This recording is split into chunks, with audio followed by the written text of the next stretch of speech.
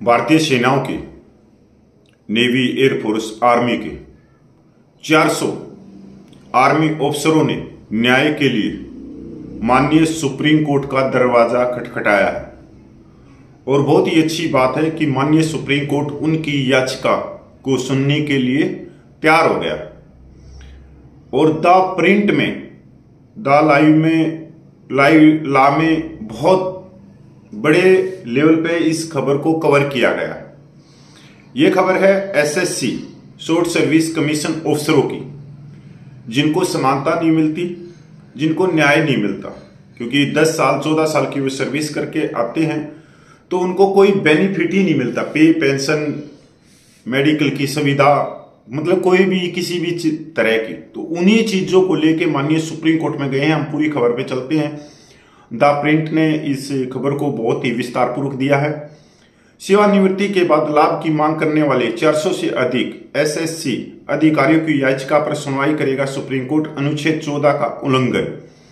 Supreme court 400 से अधिक short service commission अधिकारी एसएससीओ द्वारा दायर याचिका पर सुनवाई करने के लिए तैयार है, जिसमें सेवानिवृत्ति के बाद पेंशन, अंशदायी भविष्य निधि जैसे लाभों की मांग की गई है।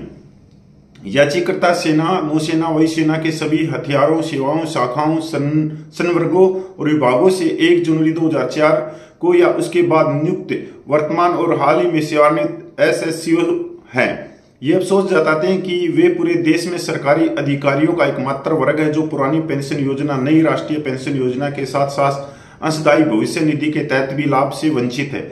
समानता के उनके अधिकार के उल्लंघन का आरोप लगाते हुए यह कहते हुए कि सेवानिवृत्ति के बाद के लाभ संविधान के अनुच्छेद 21 के तहत सम्मानजनक जीवन के उनके अधिकारों में निहित है। याचिका में मार्च में दायर की गई थी। मुख्य न्यायाधीश DY चंद्रचूड़, न्यायमूर्ति JB पारदीवाला और न्यायमूर्ति मनोज मिश्रा की पीठ ने 3 मई को याचिका पर नोटिस जारी किया और 15 जुलाई को मामले की फिर सुनवाई होगी। द प्रिंट द्वारा देखी गई याचिका में बताया गया कि कई अदालतों ने देखा कि पेंशन सरकार की मधुर इच्छा और खुशी पर देय इनाम नहीं है और पेंशन प्राप्त करना सरकारी कर्मचारी का एक मूल्यवान अधिकार है।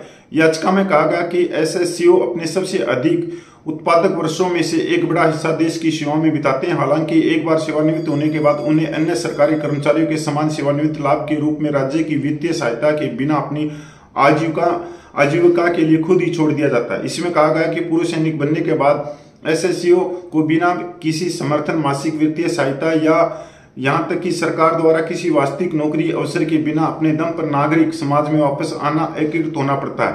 एक व्हाट्सएप ग्रुप जिसने यह सब शुरू किया, बड़ी अच्छी बात है। याचिकाकर्ताओं द्वारा प्रदान की जाने वाली सेवा का कार्यकाल कमीशन सेवा के 5 से 14 वर्ष के बीच है। एसएससीओ की कमीशन सेवा विस्तार के मामले में केवल 5, 10 या अधिकतम 14 वर्ष हो सकती है।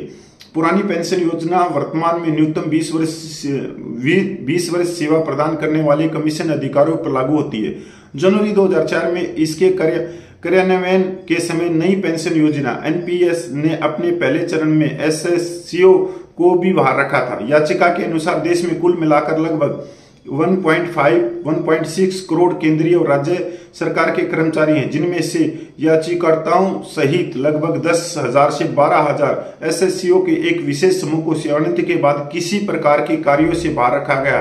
पेंशन लाभ के साथ साथ अंशदायी भविष्य निधि के लाभ से भी वंचित किया गया। इसमें दावा किया गया कि यह उनके समानता और समान व्यवहार के अधिकार का घोर उल्लंघन है, साथ ही सम्मानजनक जीवन जीने के उनके मौलिक अधिकारों का भी उल्लंघन है। इस मामले में पहले याचिकाकर्ता के रूप में सूचीबद्ध मेजर कविश अग्रवाल ने बताया कि उनकी लड़ाई संविधान अनुच्छेद 14 के तहत समानता के अधिकार के आधार पर आधारित है। लगभग 1500 में से एक सरकारी कर्मचारी को NPS CPF के लाभ से वंचित किया जा रहा है।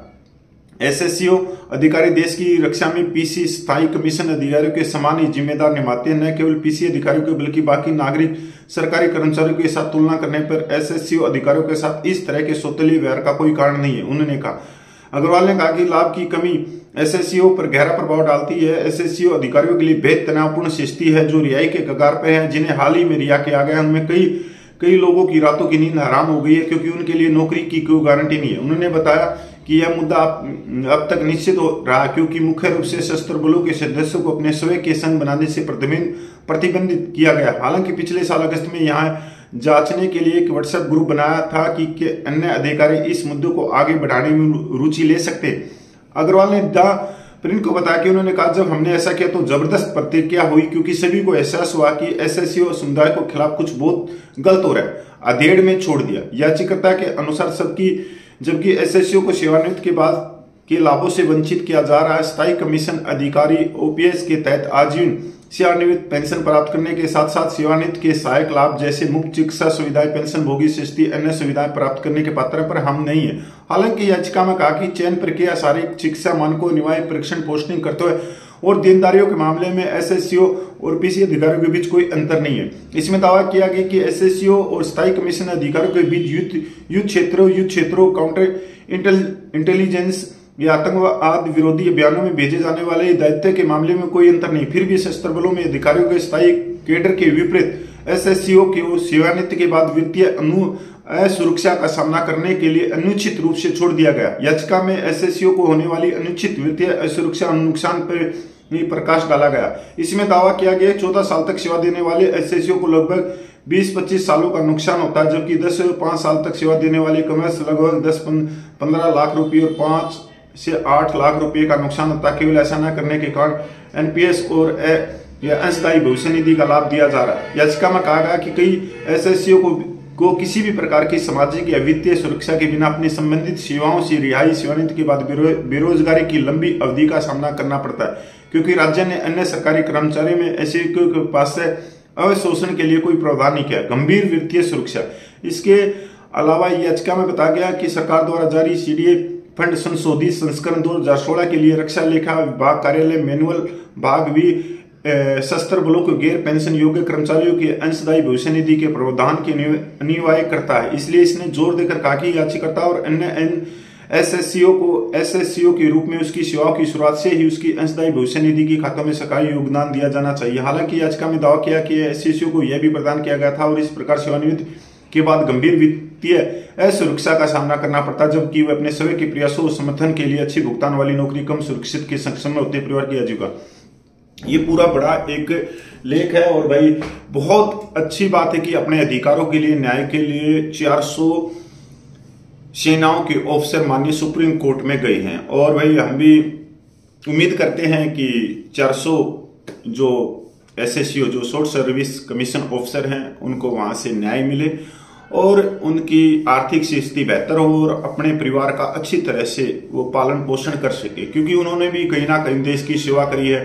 किसी ने 10 साल, किसी ने 14 साल। जब यहाँ पर कोई 2 दिन के लिए कोई नेता शपथ ले लेता है तो उसकी पेंशन बढ़ जाती है। 5 वर्ष शपथ लेगा, 10 वर्ष शपथ लेगा तो 10-10 पेंशन लेगा। फिर भी इन्होंने तो देश की सेवा की है, अपना समय दिया, कीमती समय दिया है देश की सीमाओं पे। तो उम्मीद करते हैं और ऊपर वाले से उम्मीद करते हैं इनको न्याय मिले संविधान के दायरे में और इनको न्याय के साथ में आत्मसम्मान, स्वाभिमान और समानता। धन्यवाद सर।